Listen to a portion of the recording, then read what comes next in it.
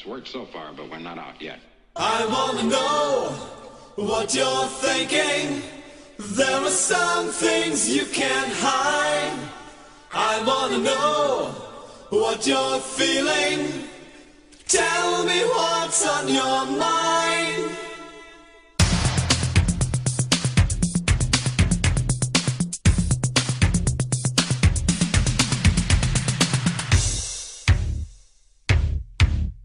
Pure energy.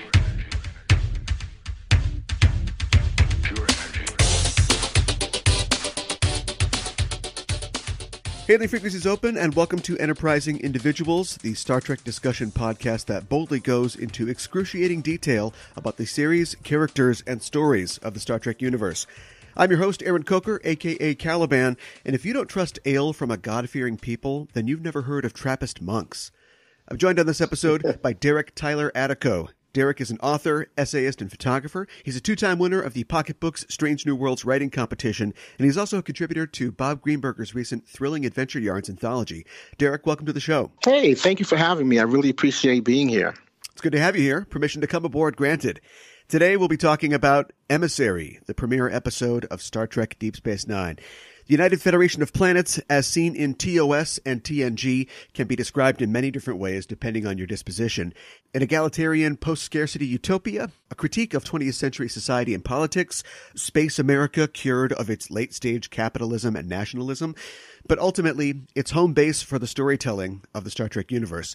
Much has been made, and perhaps exaggerated, of Gene Roddenberry's no-conflict rule in Star Trek storytelling, but let's face it, except for the odd insane captain or axe-grinding Badmiral, future humanity is united in its determination to encounter new civilizations, hang around just long enough to pity a society who isn't as enlightened as the Federation, and then warp away to next week's allegory. But that cycle was broken with the debut of Deep Space Nine. A series that would keep the stars and lose the trek, one that was set amidst a society shattered by war, buoyed by faith, and haunted by an enemy that couldn't be chased away, talked to death, or whatever they did to Melvin Belly at the end of And the Children So Lead. It was a series commissioned to poke holes in the utopia of Trek and examine the lives of people living in its periphery, and it introduced the character of Benjamin Sisko, a man more broken and more essentially human than any previous Star Trek protagonist. But we'll talk about that a little later in the show. First, Derek, I always ask new guests to the show about their backstory. How did you become a Star Trek fan? Oh, my God, that's a great question. So let's see. I became a Star Trek fan basically as a kid, watching it with my parents, the old TOS Star Trek, watching that. And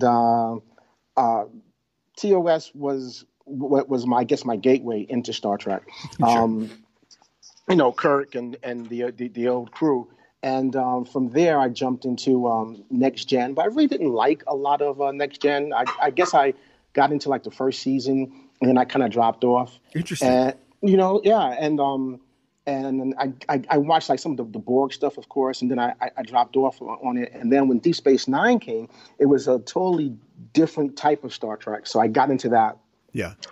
And really started watching Star Trek. And then when I decided to start writing for Star Trek, and not really writing for Star Trek, but when I wrote the Strange New Worlds story, I decided to go back and rewatch all of Next Gen. And I was like, oh, my God, I'm missing all the stuff that I missed. I didn't know Next Gen was that great. It was, that it was such a phenomenal show, It's interesting. It's so important, or from what I understand, it was so important for the people at TNG, at least early on, to replicate what came before in TOS. So It's surprising to me that you would love TOS so much and then see the first season or two of TNG and be like, not for me. Yeah, exactly. But I think what happened is it took a season or two or three for TNG to kind of get rolling, Oh, certainly, yeah. And then once it got rolling, it started to appeal to everything that Gene Roddenberry wanted. Everything that the tenets that he mandated for Star Trek. It just started to fulfill those really easily. Yeah. So. Yeah, so it was really good for that. And then once I noticed that, then I just was hooked. We met at Shore Leave this year, and one panel that you were on at the show was for the Star Trek Adventures role-playing game. Can you talk about your contributions to the Star Trek RPG? A little bit. Well, you don't have to reveal any secrets. I was very grateful that Jim Johnson, who's the line editor for Star Trek Adventures, he asked me to basically pitch for that, and I did, and he gave me some work to do, and one of the first things that he gave me was some work with Star Trek, the Alpha Quadrant book that just came out, actually. Sure. And just to see what I could do. And basically what I did was I added some storylines for the Star Trek Next Generation. Okay. The Generations film. What I did with that is I added a storyline from Generations into the Alpha Quadrant book. Okay. And I always wanted to know, like, what were the Romulans doing in Generations? Okay. Sure. And so what I did was I added that idea into the Alpha Quadrant book. And then from there, he liked what I did. And so now I'm doing some other things for Star Trek Adventures that I'm going to be happy to roll out over time, hopefully. That's great. In the context of the series of TNG, the Romulans were probably dealing with, a possible reunion with the Vulcans. But then, of course, when Nemesis comes around, we find out, no, that's not happening at all. And in fact, there's a whole other brother race to the Romulans that want to take over. Exactly. So canon can shift a lot. How do you deal with that when you're writing for Star Trek RPG, something that has a lot of canon that's in flux, and then, of course, new shows like Discovery come out and change things? Is there a certain place that you guys like to, a gray area you like to write in as far as canon issues go? Well, that's a great question, and it is kind of challenging in regards to like what to write and what not to write. Yeah. Right now, what we're doing with Star Trek Adventures is we're dealing pretty much with everything dealing up until Star Trek Generations. We're moving a little bit beyond that into D-Space9, the D-Space9 and Voyager era as well. Okay. And that's currently. We may move beyond that. For that information, you'd have to speak to Jim Johnson. Sure. But right. But predominantly, when I think about what I want to write, I basically take everything that I have everything I want to look into from TOS and Next Gen, Deep Space Nine, and Voyager. That's vast, right? We're talking about. I mean, you're talking. Oh, I'm sorry, and you can't forget Enterprise, right? So I mean, you're talking about all those different series. You're talking about a lot of material to pull from, and a lot of different adventures for the fans. So it's not like we're really tying our hands behind our back by any stretch of the imagination. There's so much material to write for, and with the Shackleton and Spance that Star Trek Adventures is doing as well, it's actually opening up different areas of the galaxy, of the Alpha Quadrant, that hasn't been seen before in any other mode of Star Trek except Star Trek Adventures. So that's something that's exciting, Yeah, it's a big galaxy. It is. It's a very big galaxy out there. That's why they call it space, right? That's why, it's all about space. Moving away from Trek for a bit, you're one of the contributors to the Thrilling Adventure Yarns, which came out in July. It's available right now on Amazon. It's an anthology of different tales in the pulp tradition, celebrating mystery, sci-fi, sword and sorcery, and other genre fiction. Were you a pulp fiction or a comics fan when you were growing up? Oh my God, Aaron! I was a huge comic books fan. Yes. Yes, the answer is yes. I'm sorry, the answer is yes. I think comic books was my gateway into pretty much everything. I mean, Marvel, DC, Spider-Man, Fantastic Four, Batman. In first grade, I refused to be called Derek. I made my teacher call me Batman. I mean, I was that kind of kid, So I broke her down like one day, and she every time she would call my name, I wouldn't respond until she finally Batman. I was like, yes. So I'm that kind of a kid, or was that kind of a kid. So yeah, absolutely, comic books was my gateway, and as I got older, I started to do a lot of reading. So then I actually went kind of like backwards and read like a lot of those pulp novels and a lot of the classic science fiction. I really got into a lot of that. Asimov, Clarke, I read a lot of the classics and steeped myself in a lot of that material. Yeah. Sci-fi anthologies are something that I think I devoured as a kid, right. But I wasn't really cognizant. I don't think I even knew that different people were writing those stories. I just picked up a book, that was sci-fi anthologies or sci-fi stories.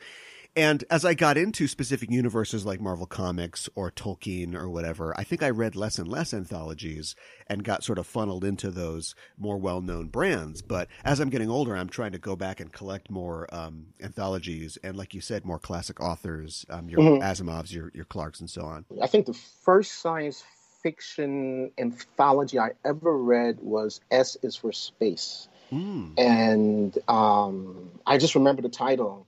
Yeah. And that was, I couldn't have been more than, I don't know, maybe 10, 11, maybe. Yeah. So yeah. And a lot of that stuff is really heady for a 10 or 11-year-old too. Right. Absolutely. But it was great stuff. So yeah, absolutely. I think I was born a little too late to get in on the golden age of sci-fi and pulp. Those anthologies were around when I was young, but by the time I knew that what I should be looking for, magazines like Amazing Stories and so on and so forth were mostly out of publication. You know what? You're absolutely right. But here's the thing that I'm thankful for is that a lot of the comic book writers and artists of the age when we were kids, they were steeped in that. So they kind of brought that in their storytelling. Yeah, absolutely. Right? And so even though we didn't realize it, we were kind of being ushered into classic storytelling, classic science fiction. Just, thinking of John Byrne, Chris Claremont, a lot of their storytelling, when you really look at it, it has it kind of calls back to some of that pulp that we're talking about. Yeah. Well, this is dangerous. I mean, I could talk comics with you the whole show, but right. we should go back to track. Right. Why'd you choose this specific episode, Emissary, to discuss today? I remember when Deep Space Nine ended, whatever day that ended on, I don't remember the exact day, but I remember watching it. And as soon as the show, I was watching it, as it was airing, as soon as it ended, I went back and I watched Emissary. And I was just struck at how they bookended each other so perfectly. Yeah. And I was looking at other episodes that other people had selected, and no one had selected Emissary. And I thought Emissary is such a pivotal episode in so many different ways. For Star Trek specifically, it is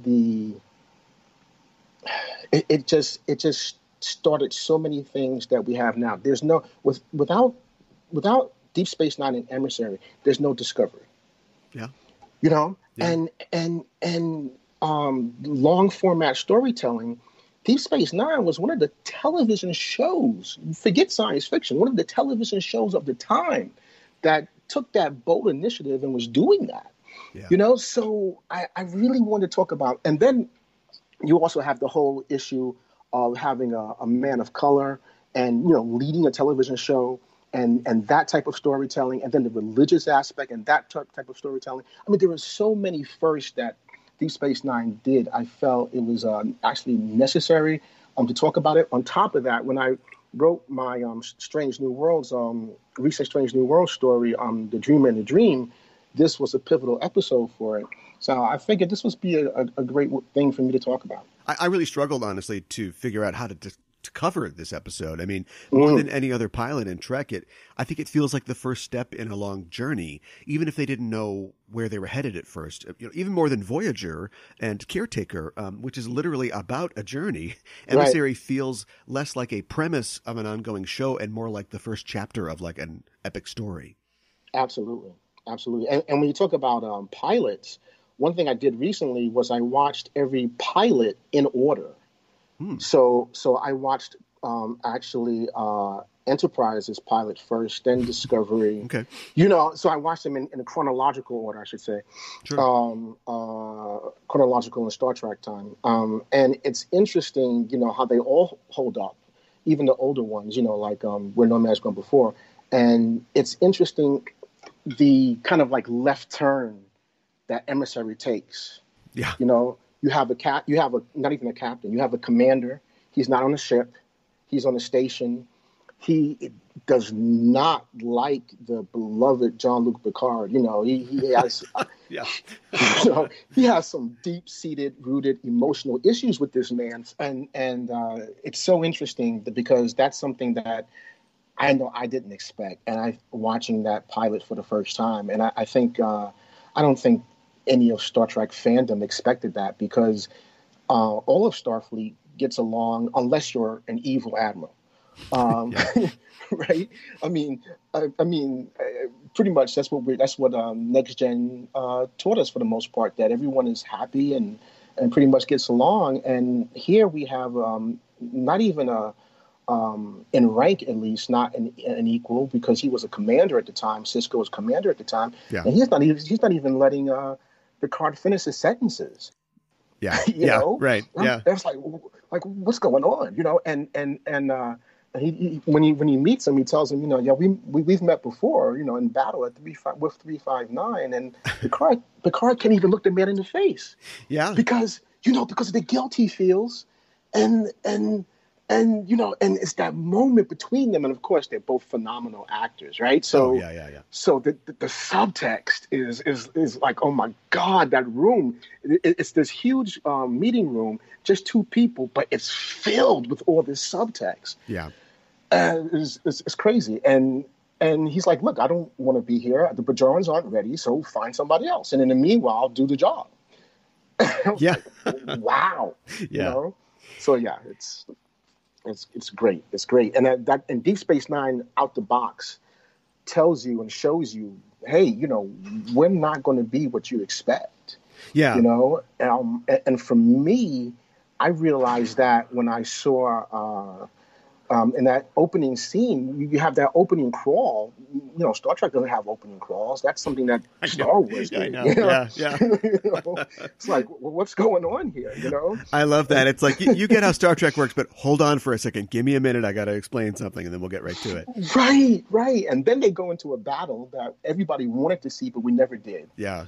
You know, with 359. Then we see it, and it's like, oh my God, this is great. Yeah, there's You know?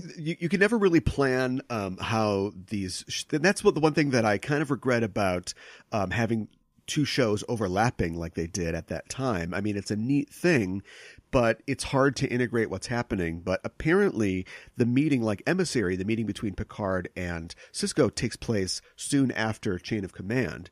So At this point, we know, if we're TNG fans, that Picard, thanks to his experiences in Chain of Command and also with Ensign Ro, that he has like an investment in this. It isn't just that, sure, we're seeing the guy who stars in the other show, but we're also seeing a guy who is really invested in this transition of power, and like, this is important to him. And then to have Sisko throw it back in his face is, that's a statement. Yes, it is. It's a powerful statement, you know? And I remember when you see Sisko and he loses his wife and all that happens in the intro. And for me, one of the most memorable like moments that seared into my memory is when he gets into the escape shuttle with his son, and he looks out and he sees the Saratoga explode, and it's that beautiful, horrific reflection shot. Yeah. And it's the Saratoga exploding. And it's not just the Saratoga exploding, it's his hopes exploding, his dreams exploding. Yeah. You know, and it's everything in that, it's encapsulated in that moment. And I'm like, oh, this is not, what is this? You know, I've never seen, I've never seen a captain or anything like this on Star Trek. Well, what is going on? So, yeah, it was definitely something new. It's a different kind of show. Right. Well, that show is the DS9 feature-length premiere, Emissary. It first aired on January 3rd of 1993. The teleplay is by Michael Piller, and the story is by Michael Piller and Rick Berman. And Piller, of course, we've talked about before on the show, but he's a storied name in the halls of Trek, having written The Best of Both Worlds, as well as Emissary and Caretaker, the pilot of Voyager, and he co-created DS9 and Voyager. He also wrote and co-produced Star Trek Insurrection. He was an avid baseball fan and a baseball card collector, which inspired Sisko's love of the game. Yes. Rick Berman was, of course, the executive producer of every Trek series from TNG to Enterprise. He co-created DS9, Voyager, and Enterprise. He also contributed to many scripts for the 4 post-TOS pre-Discovery shows and co-wrote and co-produced the 4 TNG films. This episode was directed by David Carson. David Carson directed 4 episodes of both TNG and DS9, as well as directing Star Trek Generations. And along with Jonathan Frakes, he's the only series director to also direct a Star Trek feature film. The stardate for this episode kind of jumps around a little bit as we go through Sisko's life, but it begins on 44002.3 and picks up on the station at 46379.1. And your assignment, Derek, if you can, is to give us a 25-word synopsis of Emissary. A 25-word synopsis. Okay, after 50 years of occupation by the Cardassians, the Bajoran government asked the Federation for assistance. They send Benjamin Sisko, a Starfleet officer who is struggling with the loss of his wife and is raising his son alone. As he commands Deep Space Nine, a former Cardassian space station, he discovers a stable wormhole for Bajor and the path out of his own pain. Perfect. Whenever you ask authors to do that, it always becomes more of like an elevator pitch than 25 words. Right, but no, that's very succinct and detailed. Yeah, I try to, keep it succinct. Yeah. It's usually at this point in the show that I dig up some facts from the memory banks about the episode in question. But wow, there was so much to say about Emissary and really DS9 in general. It's hard to know where to start. So I will mention a few specific factoids, but mostly I think we can take this chance to talk about the development of the series and also as it being a departure from typical Trek storytelling and what sets it apart from the Trek that had come before. Okay. As for the genesis of the show, Rick Berman was approached by Paramount studio head Brandon Tartikoff in 1991 about developing a spin-off from TNG. And Tartikoff had worked with Berman previously when Tartikoff was the head of NBC. And he had been brought in to Paramount to oversee the completion of production on Star Trek VI, which was the end of the franchise, of the TOS franchise, and was doing okay but not great. And he was told by the higher-ups at Paramount that this would be the last Star Trek film. But he was later promoted to chairman of Paramount Pictures, and he thought, why does that have to be so? I think Trek has some life left in it, especially with the success of TNG. So during a series of meetings with Rick Berman about the future of the franchise, he proposed the now familiar 7-season limit for Star Trek series, which would persist until the end of Voyager. Yeah. And his reasoning was that with rising costs of television production, cast salaries, 7 seasons was about as far as a Trek series would stretch. Of course, now with Supernatural going into its 15th season or whatever it is, we know that a lot of genre show franchises can go very far. But yeah, very far. But the plan was to have future Trek shows go 7 seasons, and the studio should start grooming the next generation crew to take up the mantle of replacing the TOS crew on screen, on the big screen. He also wanted the series to have a Western feel in the tradition of Star Trek's Wagon to the Stars. And the 50s, the series that they looked to for inspiration was the 50s series, The Rifleman.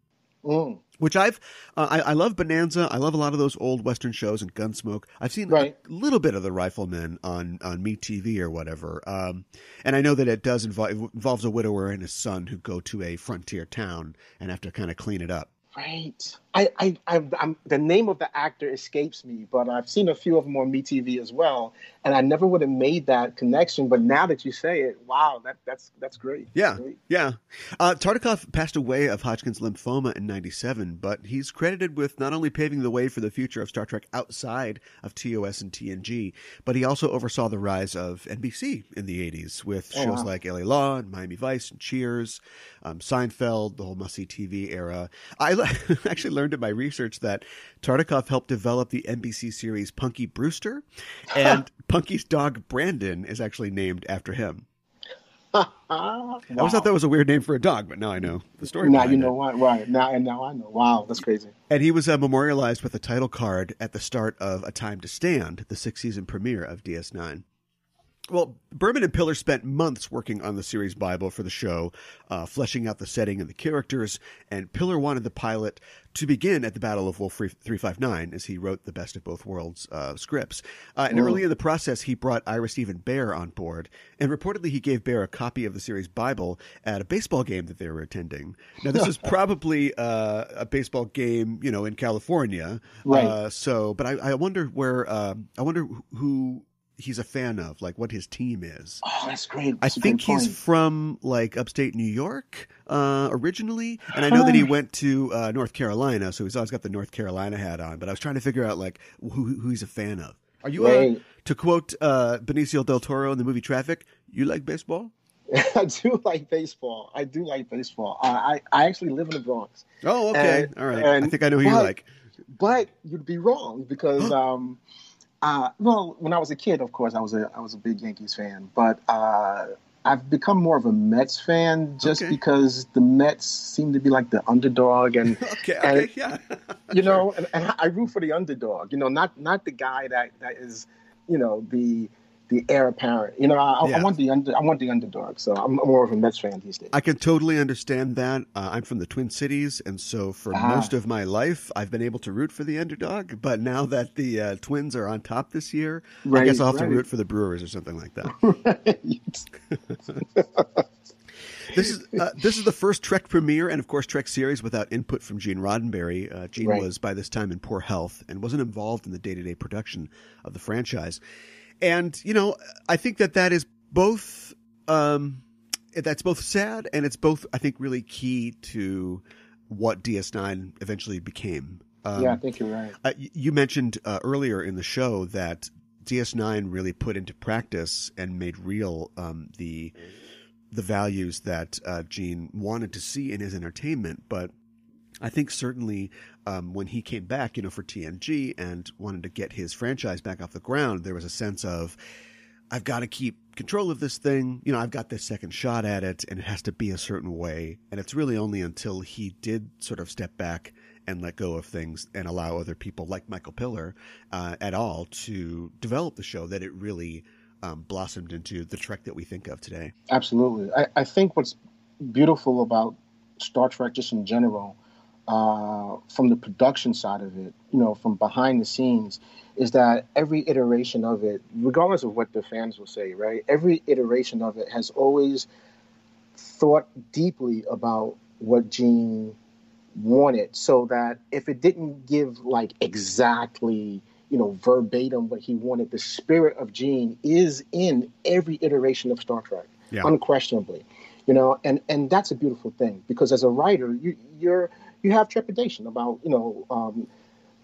giving away or having someone else work on your material. But Next Gen, it was beautiful. It was beautiful how Next Gen passed that torch from TOS. And Deep Space Nine does that as well, but it does it in a way that no one expects, because it takes a totally different perspective. And now we're looking at everything from the outside. We're no longer in the happy, friendly Federation. Yeah. We're on the outside where things aren't, going as happy and going as great as everyone would like, and some of these aliens outside the Federation, they're not happy with everything. And they look at everything, they look at our utopia or the Federation's utopia, and they really don't appreciate a lot of what's going on.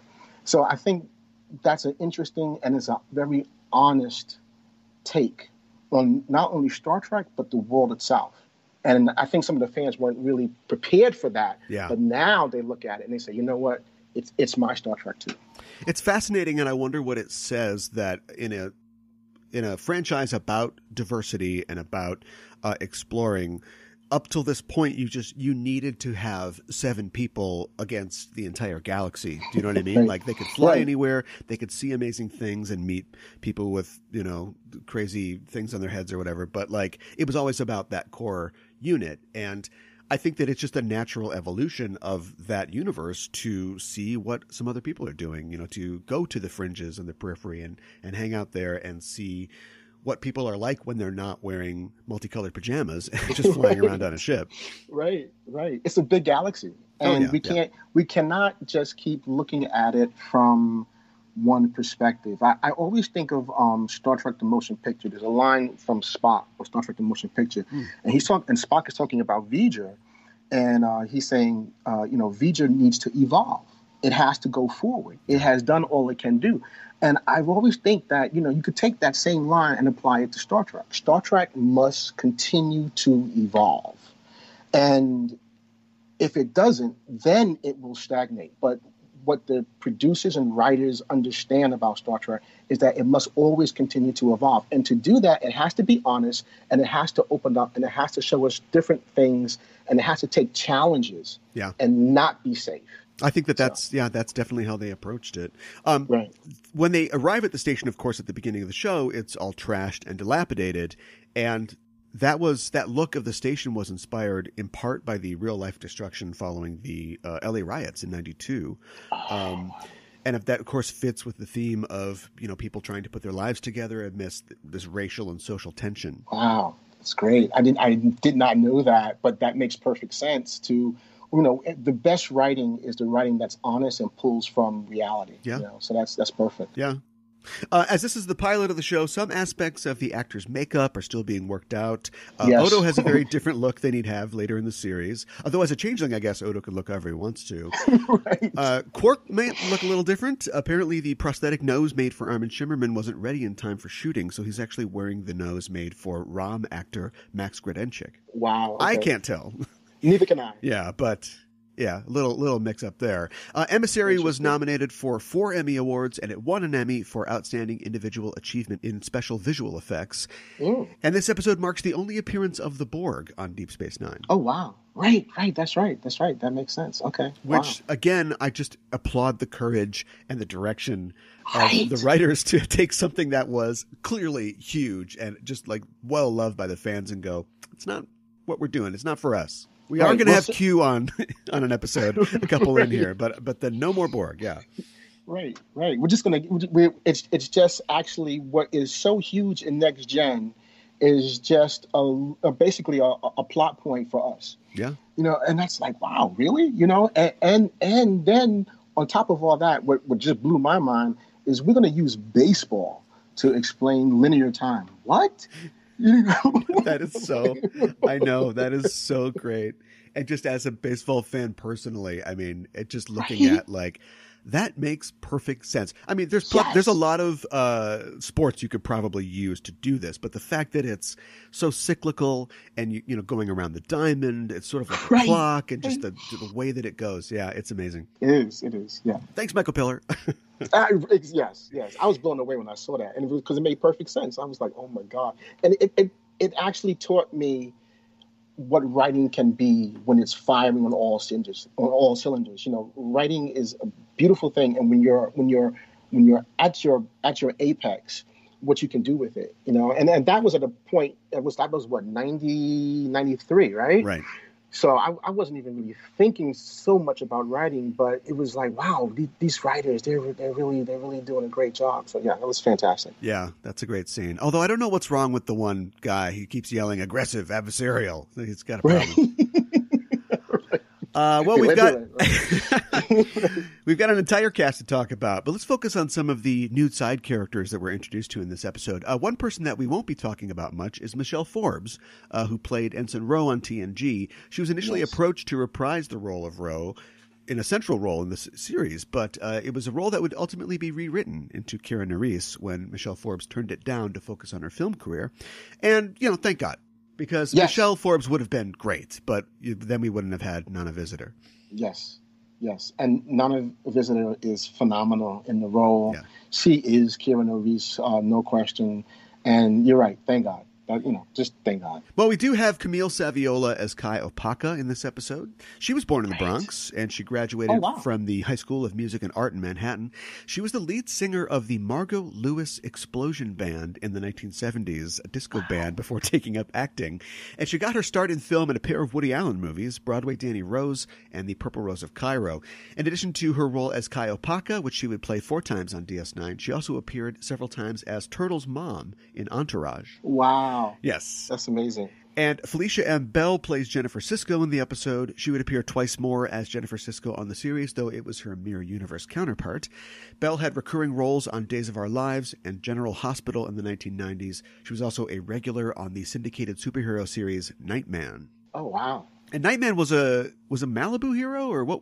Nightman was one of those companies that wasn't DC or Marvel. The name is familiar, but I never read the comic for sure. He was a guy. It was so 90s. Like, he was a guy with like this kind of shaggy hair. He had this cape, and then he had like a mask where one eye was bigger than the other, and he was like a vigilante by night and like a jazz saxophone player by day. Oh, wow. Okay. Yeah.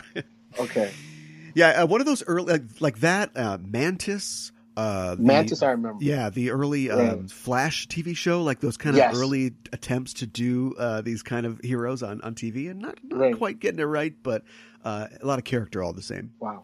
And Joel Sweetow appears as Gul Jasad. Sweetow has also appeared as alien characters on TNG and Enterprise, as well as lending his voice to various Star Trek video games. Oh, wow. And finally, John Noah Hertzler plays the Vulcan captain of the Saratoga. John Noah would later take the credit J.G. Hertzler and the role of Martok in seasons 4 through 7 of DS9.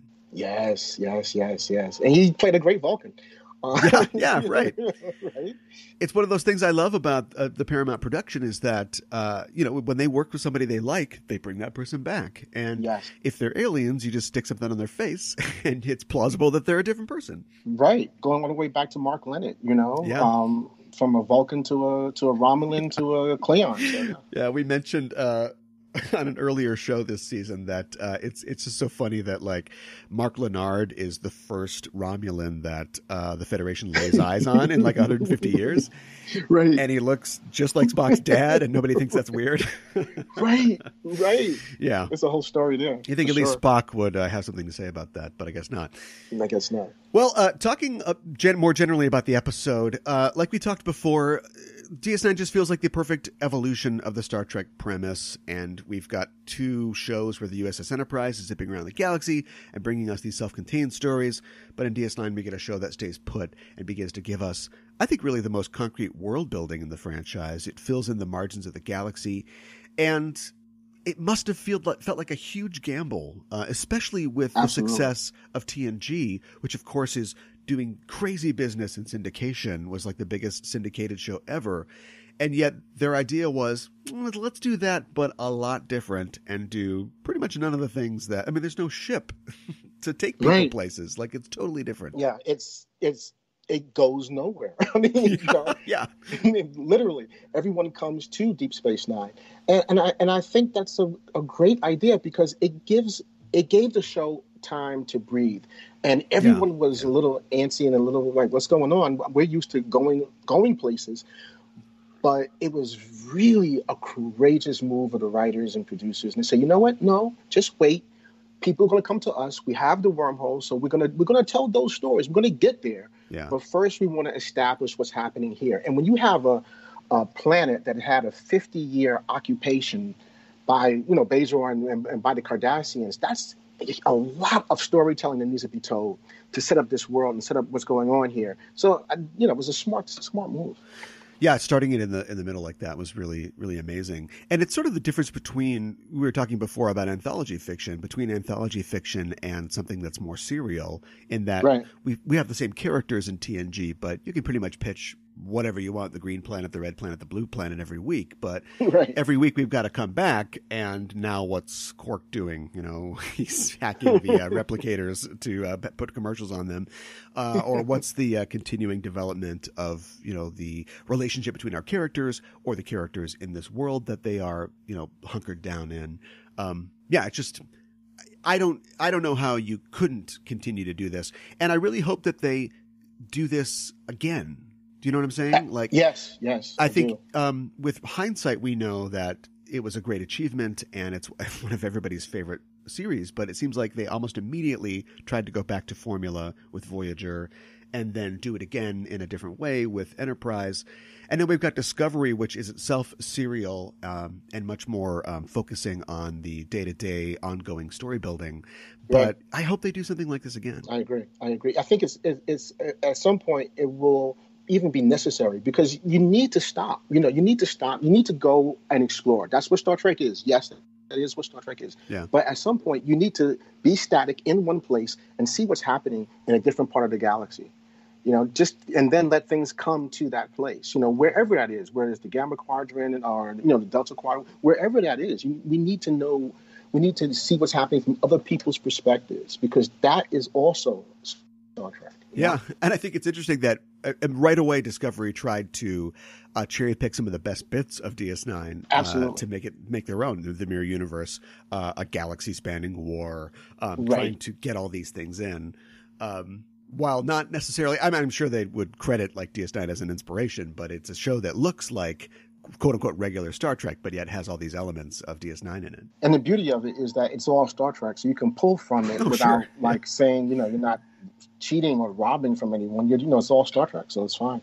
Yeah, absolutely.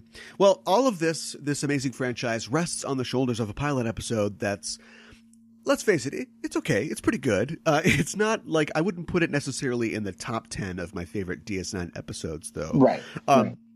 I think, it looks fantastic. I think I read that the pilot cost about as much as Star Trek 6 did in total. Oh, wow. Yeah. Oh, wow. Which, by today's standards, Star Trek 6 was made pretty cheaply, but it was a lot for a pilot. Sure. And there's a few early hiccups before they really settle into the series. I feel like they haven't figured the lighting out quite yet. Yes, you're it right. looks very different than it would. The sort of warmness that we get in the sort of station environment later. The sound is kind of weird. You don't have that hum of the Enterprise engines to kind of pull it all together. Right. And I read that they had to loop a lot of the dialogue because I don't think they'd really figured the space out yet.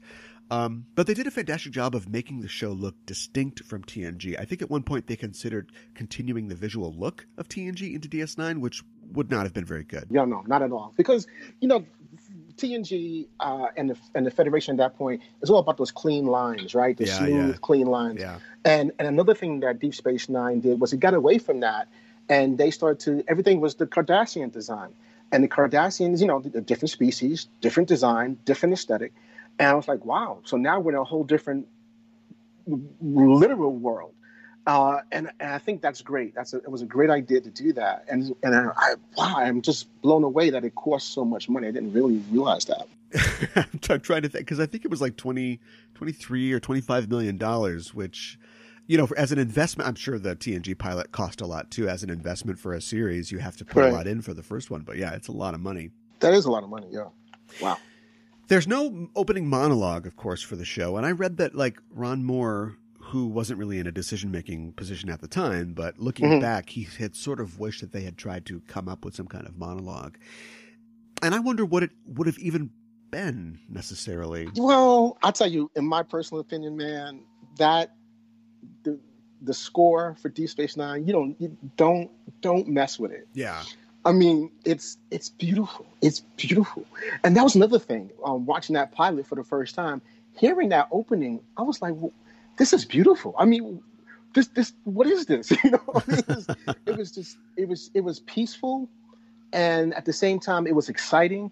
And I think some kind of narrative over that would have just spoiled it. So no, I think it was perfect as is. I agree. And of course, Dennis McCarthy, the composer of that great score. Right. It's also the first Star Trek show with an animated opening outside of, comets flying by or just planets. Like we see that it sets the scene. This is where our play will be on this stage, the station. And so I agree. I like how contemplative it is. And you don't want, it'd be great to have Avery Brooks come in and say something, but yeah, it's not necessary. It's not necessary. No, it's not. And that in and of itself is just yet another example of how different this show is to all the other Star Treks. Yeah. Well, speaking of Avery Brooks, I think we should talk about the man himself and talk about Commander Sisko, who arrives in this show in a very different way than any other character does. We immediately see him at his lowest point, the worst day of his life. And then without having him explain how he feels about it, or, have some speech to somebody about what he lost that day, we're immediately thrown into Mayberry, and he's with his son fishing. And they're going to go off to this new job, and it's only over the course of the pilot that we learn the deep resentment that he has and the aching grief that he still holds. And what's great about it, and this is the great storytelling, is that it's really that grief that gets through to the wormhole aliens. It's what sells them on the idea of linear time. We can understand why you could miss somebody. How could they be gone? Right. And who know if they had talked to Dax instead? Who knows what? I'm sure Dax has had pain and a loss in her life, but who knows if they would have had that same breakthrough? I mean, you're absolutely right. I mean, I think about that moment when Dax and Sisko first land in actually the wormhole, and Dax, when she steps out of the runabout, it's this serene, park. Yeah. And she's, it's almost like a Disney. Right? You expect to see like Disney birds tweeting, and Sisko is in this. There's this storm clouds. It's dark. It's foreboding. And that's what's going on in his soul. It's a diagnosis of their sort of mental states. Yeah, absolutely. And so when they say to him, "You exist here." And it's that scene from the Saratoga over and over and over again. It's gut wrenching, man, and it just for me it makes me tear up when I watch it, because it's like, how can you can feel this man's pain. He can't let go of it, not out of like spite or bitterness, because that's where the love of his life. That's where he left her. Yeah, and he can't let go of that. It's like, oh man, and these aliens, they may not understand linear time, but they can grasp that emotion. They can grasp that. That's beautiful writing. Yeah. Come on.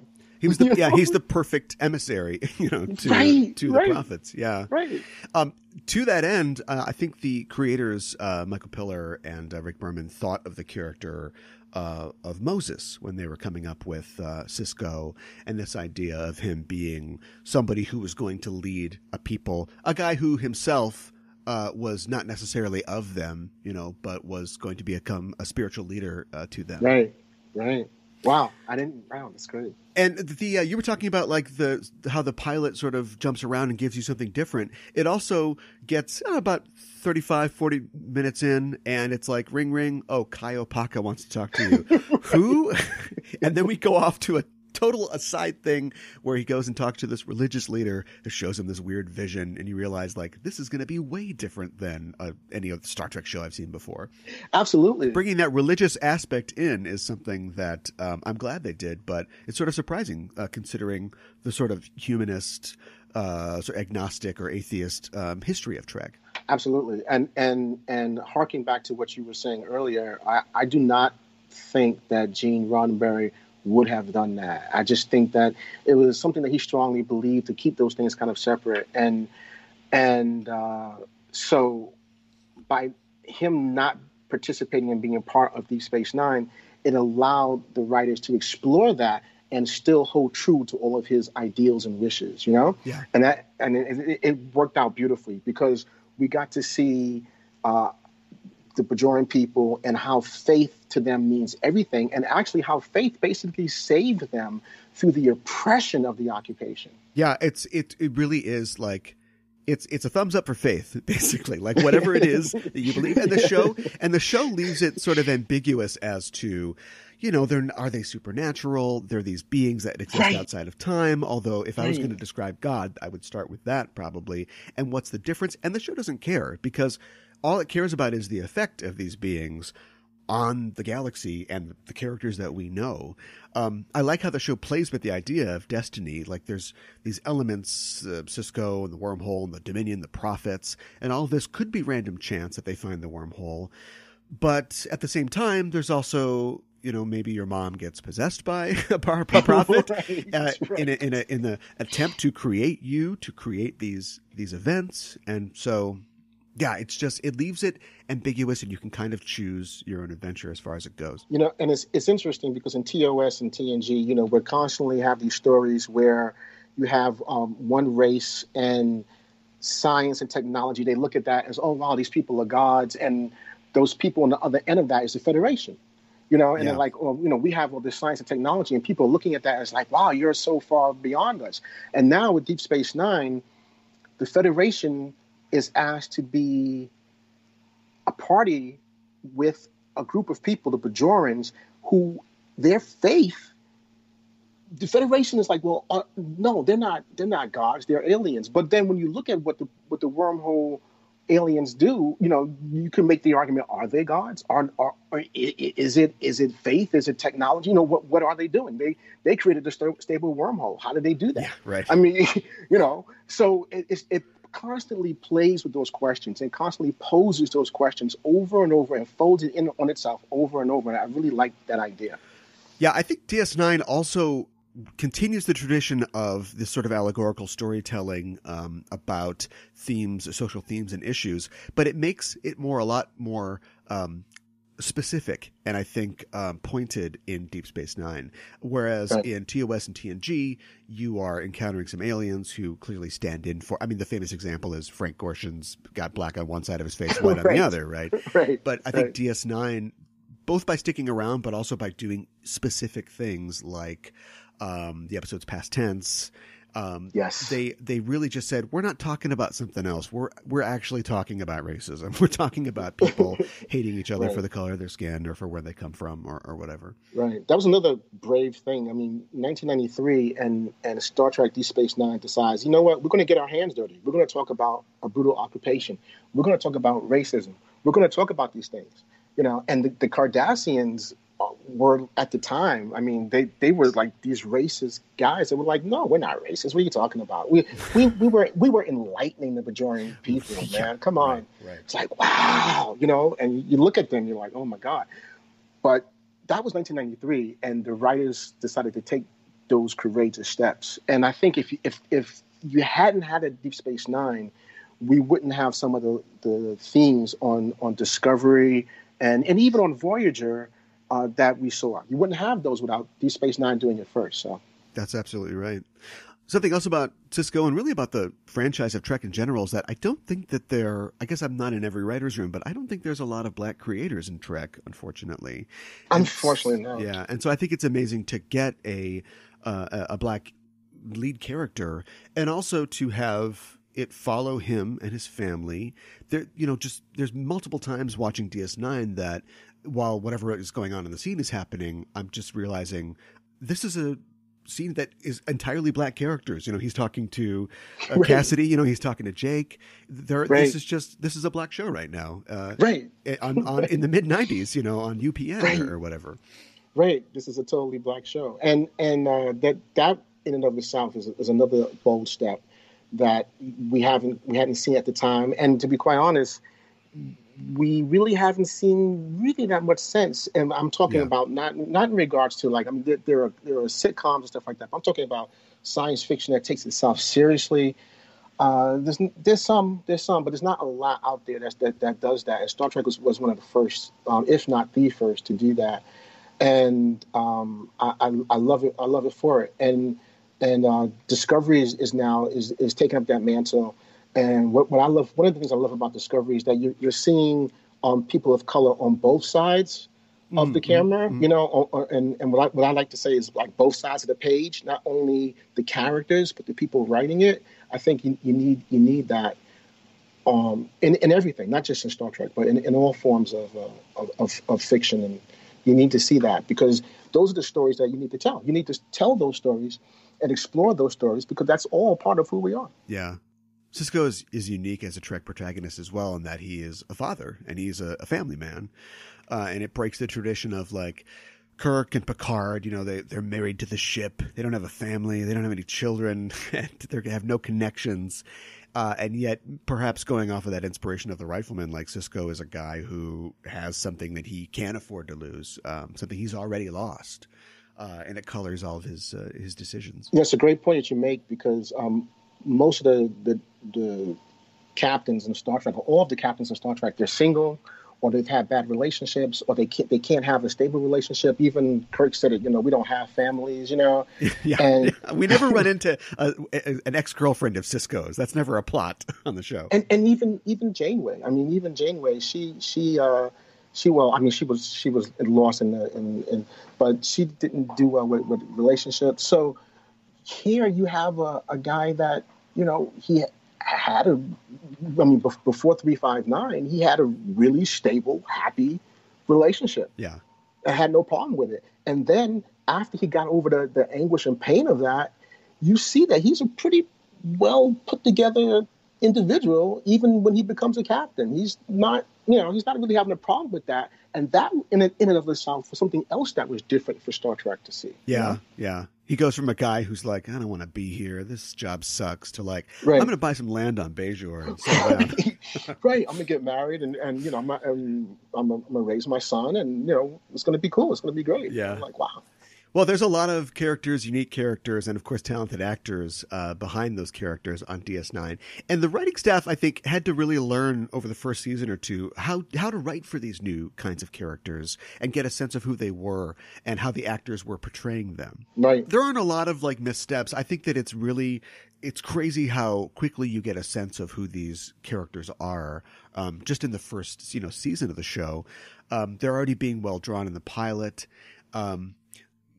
What really gets me is that like they cast the show so well that we get characters that were in small roles who kept coming back and became major players because of how well they portrayed and embodied those roles. Like somebody like Max Grudenchik in the role of Rom, having Nog go from being that juvenile delinquent to being a Starfleet officer, himself. Right, absolutely. And you have to imagine that Quark was probably just a kind of jokey one-off character until they saw the depth that Armin Shimmerman could give him. And I think it's interesting, not only the depth of the actors and what they brought to those characters, but in the pilot, it's all there. I mean, when you look at the relationships, the actors are pretty much, who those characters are pretty much who they are throughout the season, the series, excuse me. And like, for example, I'm thinking about Dukat, the relationship between Dukat and Sisko, when Dukat comes back to his former office and he and Sisko have their first conversation, that is the beginnings of the relationship between them that will last 7 years. And it's a beautiful scene. Yeah. It's so great too. It's something so relatable too. Just like having somebody coming back to a job that they used to work at, or something like that, or even like dating somebody that somebody else used to date, and then you see that person and just that uncomfortableness. Right. You can really relate to. Do you have I'm trying to just showcase or spotlight some of the characters and actors here. Do you have a favorite character on DS9? Well, okay. That's a whole nother podcast. If I pick from the pilot, I would say probably Dukat. I think Dukat is like the best Star Trek villain, man. Yeah. Easily. If I pick from, I guess, Deep Space Nine, I really like Garak, plain simple Garak. He just has so much depth to the character. It's just done so well. Those two easily, and of course Sisko. But I mean that goes beyond saying, But I think really Dukat and Garak. I think it's fascinating that they brought Miles O'Brien over to DS9. Yes, and I guess I had read that they knew what they had in Colin Meaney. Like they had a guy who's been in a ton of movies. Like he's rock solid as a performer, but they're like, absolutely, we want to do something new, but we could, fill out the cracks a little bit with like familiar faces. Right. What I don't get though is I have no idea how these uniforms work. When Sisko first arrives at the station and O'Brien's showing him around, he's got the duty uniform on, but then when he goes back to say goodbye on the Enterprise, he's wearing, I guess, the fleet uniform. He's back in his TNG uniform. Right. I was thinking about that. Was when I was watching it for this. I was like, wait a minute, why are they flipping the colors back and forth? Yeah. What's going on? So yeah, I didn't understand that either. So if he's going to walk the halls for the last time, he's got to put that old uniform on and just right. say goodbye to everybody. Right, to reminisce one last time. That's a really great scene too, because there is a lot of emotion between Picard and O'Brien, this guy who saved his bacon, hundreds of times in Transporter Room 3, but yet it's just two professionals, a guy who doesn't show a lot of emotion and a guy who, he salutes to the boss. And so it's just like, well, we're going to miss you. It's just like a reserved thing, like Vulcans almost, but you can feel that bond there.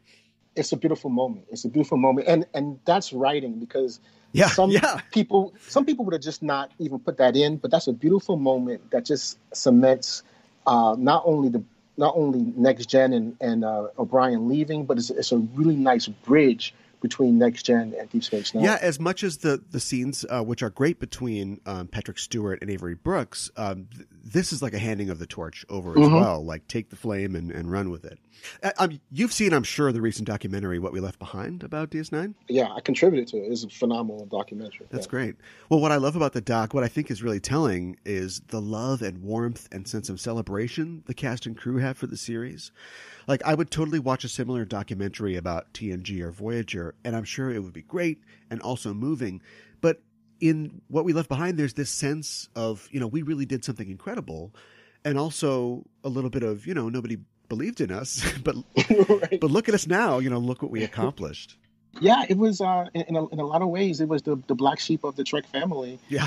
For a very long time, and I was always there. But I know a lot of people. I would try and talk to my friends.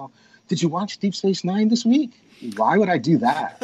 And I was like, what? And I would try and like reenact and tell people what was happening. Oh, did you see? But what was really interesting is that once the Dominion War started, I think a lot of people got on board just because they wanted to see that. They wanted to see starships, in space and having those battles. Yeah. And I think it was that, coupled with the long form storytelling, that brought a lot of people that may have been on the fence or not liking Deep Space Nine, and it brought them to Deep Space Nine, because a lot of my friends, they started watching I think fifth, sixth season. They really started watching the DS9. Yeah.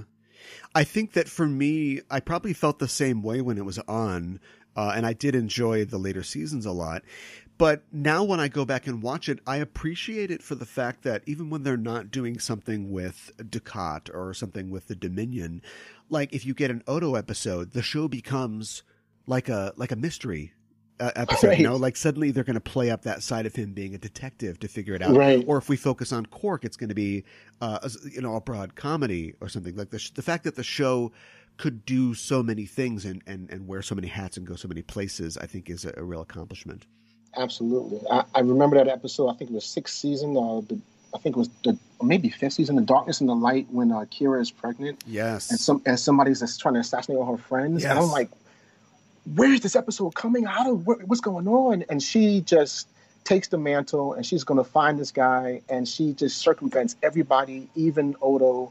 And I was like, wow. And it was a phenomenal episode. Yeah. So. And she kills that guy. Right. He gives her the sedative or whatever, and of course it's counteracted by this thing that she's randomly taking for the pregnancy. Right. And then later on, the cavalry shows up, and it's like, where's that guy? Oh, he's gone. He's gone. We don't ever see what happens to him. Yeah. No, he's gone. Yeah. It was a great episode. Did you have a favorite episode of the show, or like a favorite storyline? Oh, man. There's a few. Of course, I think everyone's going to say In the Pale Moonlight, because it's just a beautiful episode. Sure. Past Tense is a big favorite of mine, because you don't know where it's going. You think you're about to get like a standard Star Trek time travel, right? And you don't. You're like, oh wow, wait a minute, we're in 2024 and things are really bad, and now you have people from a utopian civilization, and they're like, wow, we didn't know it was this bad, and right. And now we have to try and deal with this, and it was like, wow. And just what it was saying about society and what society is and what it can be, it was just so beautiful. Yeah, I think probably those two. The one between Dukat and Sisko, is that waltz or is it duet? I always interchange those. Yeah, it's not duet. It's the other one that's sort of a musical reference. Right. Waltz, I think, and that's a beautiful episode between those two, because everything was coming to a head between them. And it finally just hits the fan, and you get to see that, Dukat has just lost it totally. He's just gone. But in his insanity, he has a certain amount of clarity, And he's like, yeah, I'm going to just burn it all. I'm going to burn it all, man. Just going to wipe it all away. And he's like, oh, wow, this guy is gone, but this guy is really dangerous. You know, this one individual can destroy the entire Alpha Quadrant. Yeah. And I was like, wow. So, yeah, I think those 3 episodes for me really stand out. A guy so self-absorbed that he just cannot countenance the fact that he failed or lost. So he's just got to destroy everything to erase it all. Just to erase it. Turn it off, turn it back on again. Yeah. Right. Narcissistic much, right? Yeah. Well, as we get near the end of the show here, was there anything left unsaid? Anything that you wanted to bring up about Emissary still? I didn't touch a lot about what it meant to have a black actor playing the role. I was fortunate enough to meet Avery Brooks 3 times, and the last time I met him, it was like a little jazz supper club in Harlem, and I asked him what did it mean to be on Deep Space Nine. I asked him what it meant to direct Far Beyond the Stars. Oh yeah, and he looked at me. He said, "Necessary." And that was all he said, you know. And it was total Avery Brooks, you know. Yeah, and it was like, wow, you know, and just that one word, necessary. You know, so I'm really happy that not only did the writers and producers and everyone decide to put a person of color in that role, but that it was him specifically. Yeah, I think the man for the moment. Exactly, a man for the moment. You said it better than I could have. So yeah. Well, I got to have you back to tell that Avery Brooks Jazz Club story. Thank you. We'll get into that a little more some other time. Let's talk. My Space Dad can beat up your Space Dad. Who's your favorite captain and why? Well, as a kid, it was Kirk, of course. Sure. Of course. I would say Sisko because he just seems to be an all-around a really good captain. But if I'm being really honest, I'm just talking about like for Star Trek, not for the personal agenda, but I'm really starting to like Pike. Okay. You know, yeah. Pike is really growing on me, man. Pike seems to be a captain that is balanced. He has humor. He knows what he's doing. He's not really heavy-handed. So I say right now for me, it's a toss-up between Sisko or Pike. There's a lot of things and of course you've got a lot more material now to make that judgment, and not just him in a wheelchair. But when they brought that character back, they could have done anything with him. But I love the fact that they made him into like basically the Starfleet captain. Like it makes it more tragic when we lose him, but that sort of template that every captain can kind of judge themselves by. It reminds me of that scene in Discovery when Saru is in charge of the ship and he asks the computer to call up, the best captains or whatever. And of course, Pike is on the list, sort of comparing himself to those paragons. I would love to see Captain Garth at some point because Kirk said, told Garth, because Kirk told him, he says, you were the template. So I would love to see what that was, Yeah, definitely. Well, now that we've reached the end of the show, you'll receive a commission and the rank of ensign. What department on the ship do you work in? I don't know. I was just, I guess command. But in all honesty, I'd probably be like, I wouldn't mind like working in like the library somewhere. I think like Enterprise E had a physical library. Okay. So I wouldn't mind just hanging out there, or maybe being a teacher somewhere, teaching. That would be great. I don't need to go on away missions and do all that. If I could just like, I mean, that's exciting. Sure. But yeah, working with people is what I would really like to do. So. I know that you're a photographer, and of course on the show they always say it's in visual range now, and then they bring it up on the screen, which is stupid because.